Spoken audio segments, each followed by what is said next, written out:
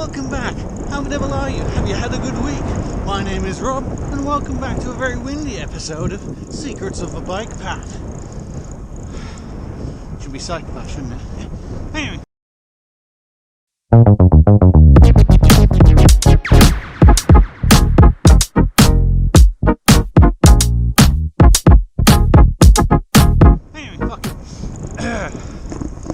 Welcome everybody to a very windy, and I hope you can hear me, ride along the A something between St Helens and Ormskirk. I'm currently riding out a very, very headwindy, allegedly low heart rate ride in preparation for a new challenge. Come back to you in a second. There's a hill and I need to change down. As you can see, from this lovely weather I'm having, I could be riding through France right now, but I'm not. I'm riding towards Southport.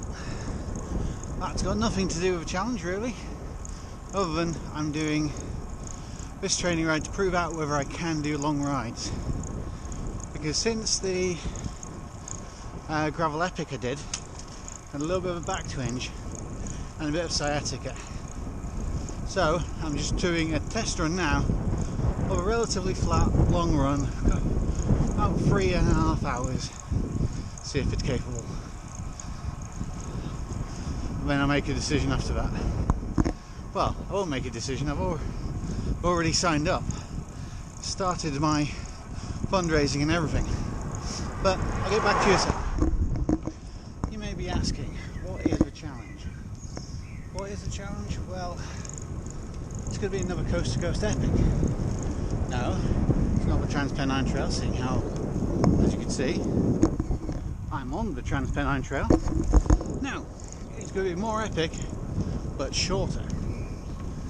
Shorter because instead of doing 215 miles, as quick as I can, the route for the event I'm taking place on, the route I'm doing and the event I'm doing is called the Coast2Coast in a day, which means I'm going to be setting off from Seascale on the Irish Sea coast. I'm going to be riding across two of the biggest climbs in the UK, Hardknott and Rhinos, then over to Whitby on the North Sea coast, with a combined amount of climbing that would be equivalent to me going halfway up Everest. That is a little bit insane, and hence a big challenge. So this challenge is going to be done for a very special cause. What is the cause? Well, this time I'm going to be raising money for Cyclists Fighting Cancer. They are a charity that donates bikes to children who have been diagnosed with being treated for cancers. So it is a very worthwhile charity. They're seeing how exercise has been proven to benefit people going through treatment and post-treatment, and I love cycling. What better way?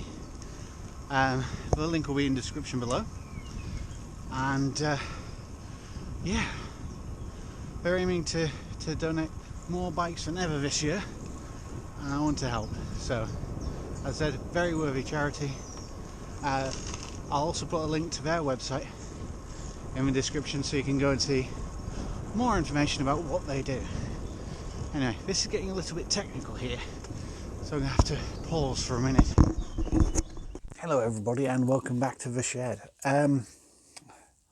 Now, the video that you've seen so far with me out on the bike probably cut off pretty abruptly.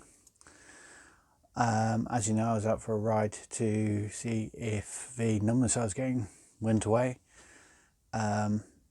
Spoiler warning, it didn't. I'm now seeing a doctor. So, what that means for the challenge going forwards.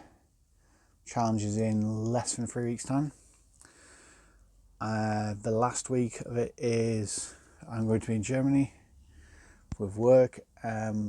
Before that, I have a couple of weeks where I could train, but I've been told I need to at least 1 week of not training, preferably 2. The 1 week option involves me cross training, like running or something, which is doable. This challenge is a bit of a weird one because on all my other challenges, I've known I can do it. I've had a belief I can do it, or I know I can do whatever distance. Even the Transpennine Trail.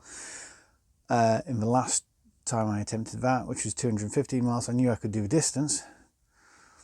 Psychologically, I knew I could do a distance. Physically, I felt fit enough to do a distance. It was more of a case of whether the tech which I was using, the bike or whatever, would work and whether it would last.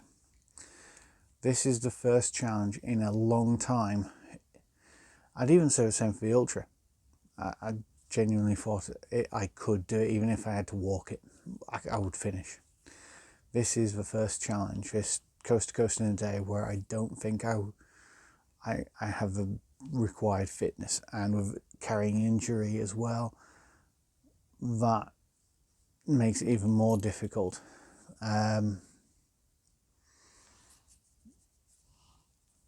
don't know what to do, I'll be very honest. I could be very, very realistic, and I got a free charity place to do this because I'm doing it for cyclists fighting cancer. I could give them the minimum donation plus some more because it's a decent charity, and walk away. I could try and do it, and it's an even bigger challenge.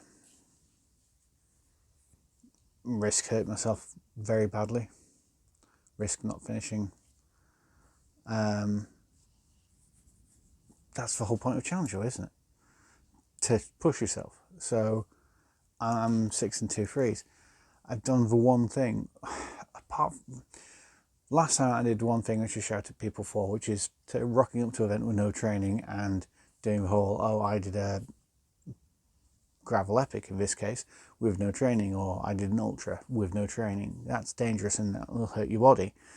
I've done pretty much the opposite. I trained for it, but way too hard.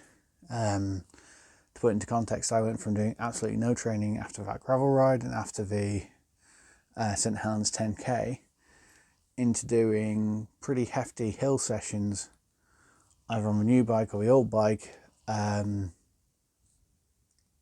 doing 2 sessions doing a session every other day, which is what has caused this numbness, I believe, and this build up in my soft, delicate injury. Without giving too many details, it's somewhere between my and my so I'm going to call it a Piers Morgan. So my Piers Morgan injury is probably going to stop me from doing it, which is incredibly annoying, which is on par with Piers Morgan. I can't really say much more than that. This is where the video ends for now, and I'll keep you updated in the next part. See you soon.